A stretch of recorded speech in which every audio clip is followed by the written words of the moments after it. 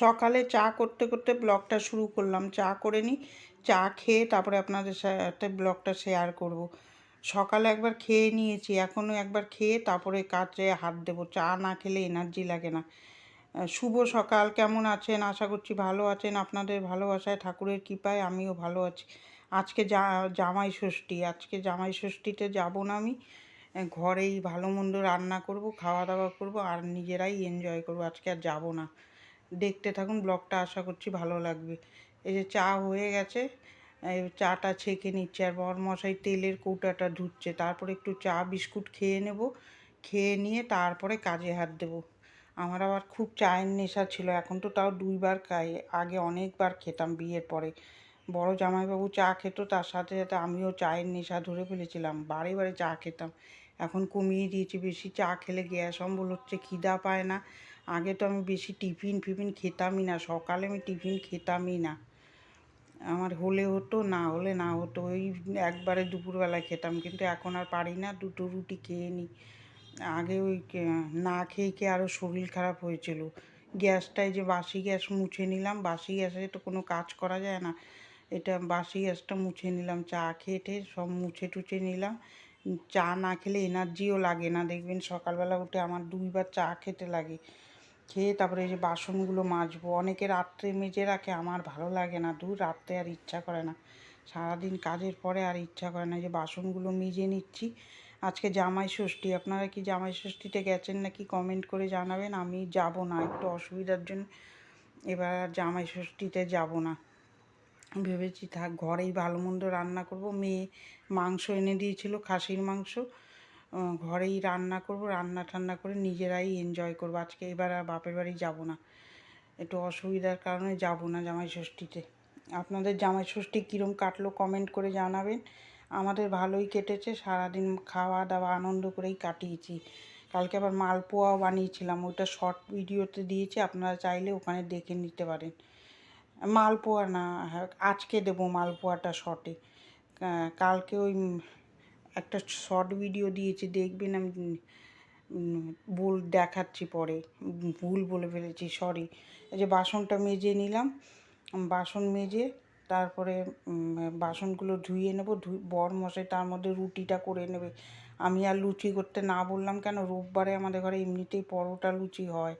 এটা শনিবারের ব্লগ, ওই জন্য আমি যে না, 2 দিন এত তেল খাওয়া ভালো না, আর পরোটা লুচি বেশি খাওয়া ভালো না, ওই জন্য বলে আজকে রুটি করো, কেন মাংস টাংস করবো তো, ওই জন্যে আমি বললাম পরোটা করতে হবে না, লুচি।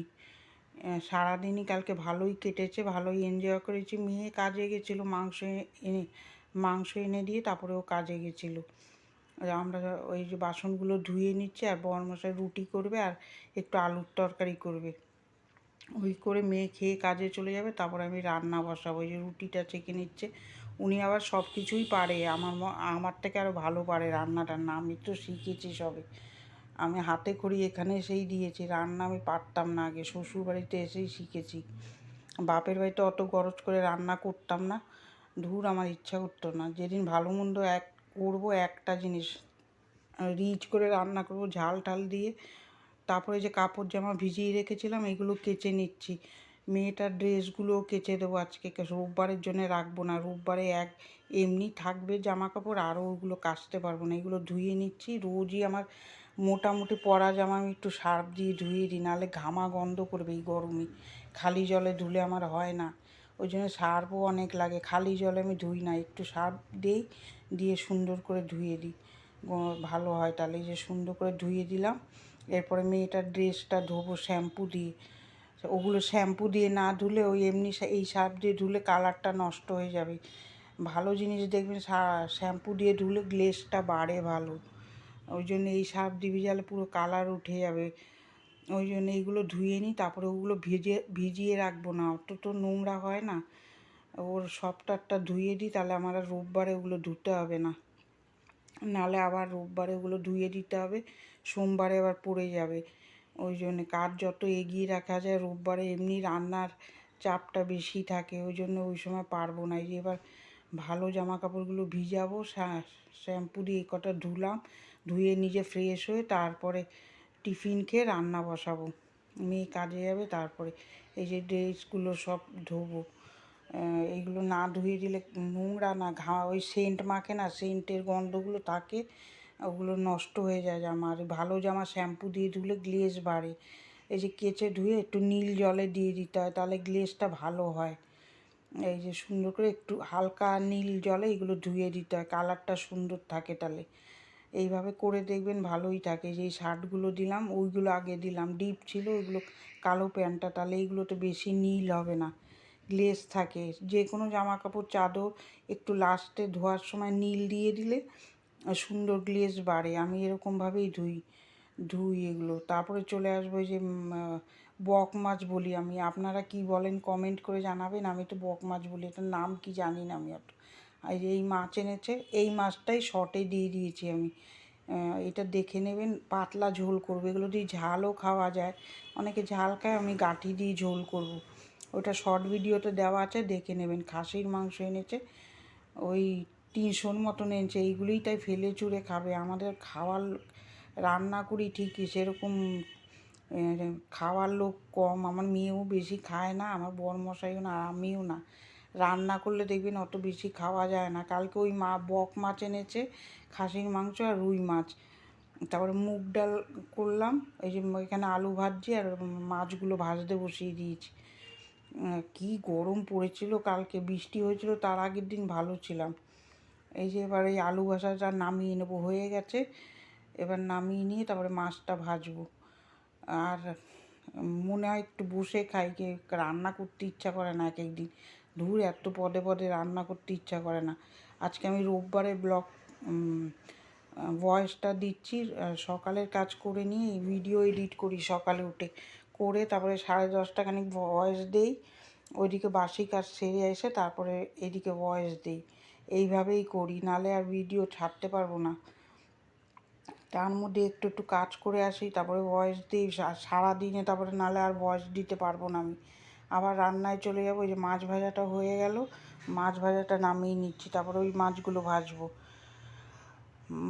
আজকে নিজেরাই রান্না টান্না করে আনন্দ করব ঘরে, ওইটাই ভালো। এখন আর ওই এনার্জিও লাগে না গিয়ে কোথাও। আর তারপরে কোনো জায়গায় যেতে গেলে রান্না টান্না সেরে আমার যেতে হয়, না হলে ওই গিয়ে যে রান্না সেরে সকাল দিয়ে থাকবো সেটা আর হয় না। ধুর, ওই ভাল লাগে না ওই জন্যে।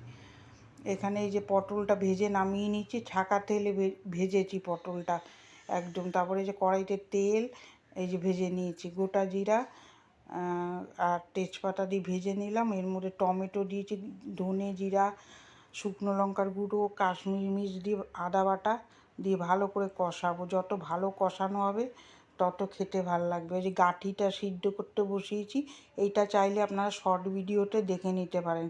আমি কালকে ছেড়ে দিয়েছি, আগে অনেকে দেখে নিয়েছেও। এই যে একটু বাতাসা দিলাম।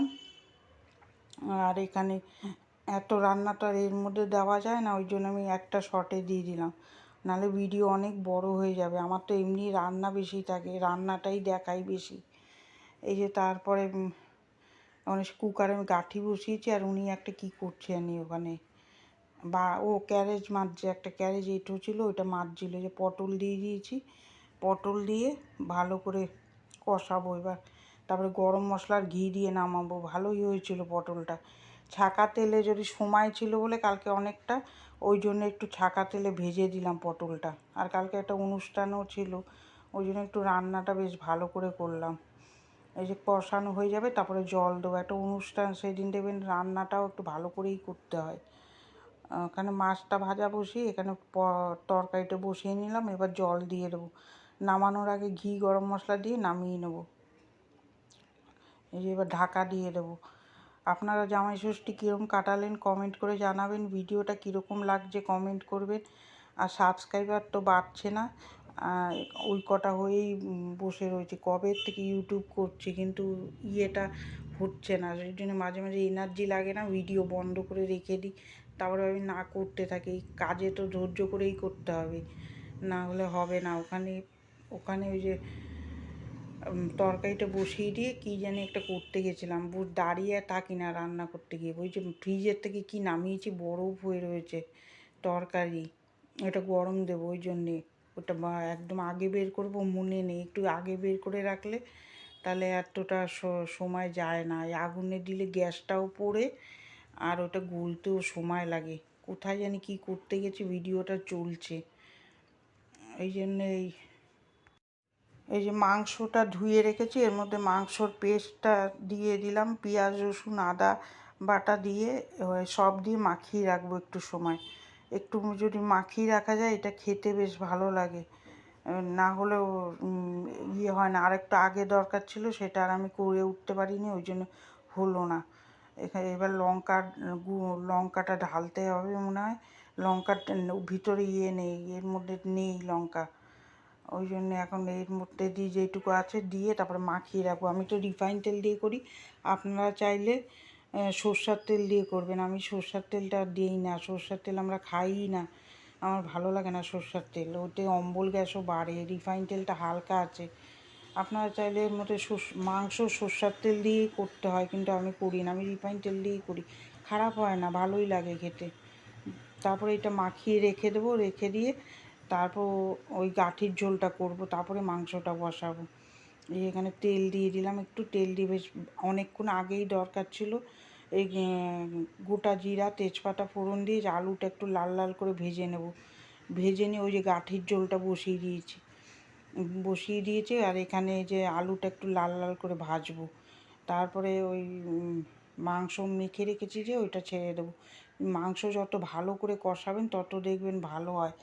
একটু এলাচ আর লবঙ্গ ফোড়নে দিয়ে দিয়েছি, গোটা জিরা ফোড়ন দিয়েছি। এই মাংসটা মাখিয়ে রেখেছিলাম দিয়ে দিলাম। অনেকে দই দিয়ে করে, আমার দই দিয়ে ভাল লাগে না, আমি দই দিইনি। তা জামাই ষষ্ঠীতে খাসির মাংস দিয়ে বেশ ভালোই রান্না করলাম। ভেবেছিলাম চাটনি করবো, না চাটনি বাটনি আর করবো না, সময়ও হচ্ছে না, মেয়ে চলে আসবে, কাজে গেছে, ও খেতে আসবে, আমরা চাটনি করতে হবে না, যেটুকু পারলাম করে দিলাম। মুগ ডাল করেছি, আলু ভেজেছি আর মাংস করলাম, ওই গাঁঠি দিয়ে মাছের ঝোল করেছি, আর কত লাগবে, আর এইগুলো এত খেতেও পারবো না, ওই জন্যই মাংসটাই ভালো করে করেছি। আর দুপুরে আমরা কিছু সেরম খাইনি, আমরা ওই মাছের ঝোল আর ওই মাংস দিয়েই খেয়েছিলাম। মেয়ে তো খালি মাংস দিয়েই খেয়েছে, ও আর কিছু খাইনি। আর রান্না এত পদে পদে করলে খাওয়া যায় না দেখবেন। এই যে মাংসটা কুকারে দিয়ে আসলাম, এবার ঘরটা ঝাঁপ দিয়ে ঘরটা মুছে নিচ্ছি। ভিডিওটা কার কার ভালো লাগছে কমেন্ট করে জানাবেন। এখন এই যে আপলোডে বসাবো, আপলোডে বসিয়ে তারপর আর ঘর মুছতে মুছতে যদি কেউ হাঁটে দেখবেন আমার যা রাগ ধরে, বক বক করে যাচ্ছে ঘর, নালে কিরম পায়ের ছাপ পড়ে। ও বরমশাই এখানে এদিক ওদিক করেই বেড়াচ্ছে আর আমি বক বক করে যাচ্ছি। উনি খাবার দিয়ে চলে এসছে, মেয়েটা কালকে 2:45-র সময় খেতে এসছে, অনেক বেলা এসছে। আমরা খেয়ে নিয়েছিলাম, আমরা আর বুঝতে পারছিলাম না কতক্ষণ বসবো। ওকে ফোন করি খাবার আগে, ও বলে তোমরা খেয়ে নাও, আমার একটু দেরি হবে। তারপরে 2:45-র সময় এসছে, তারপরে খাইয়ে দিয়েছিলাম। চলে আসলাম বেলকুনিতে, বেলকুনিতে এইটা সুন্দর করে ইয়ে করে দেবো।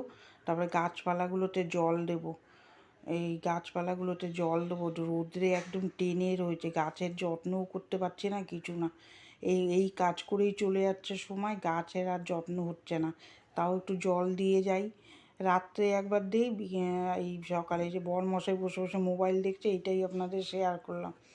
বসে বসে ওর চান করতে আসুন দেখাই দুপুরে লাঞ্চ মেনু।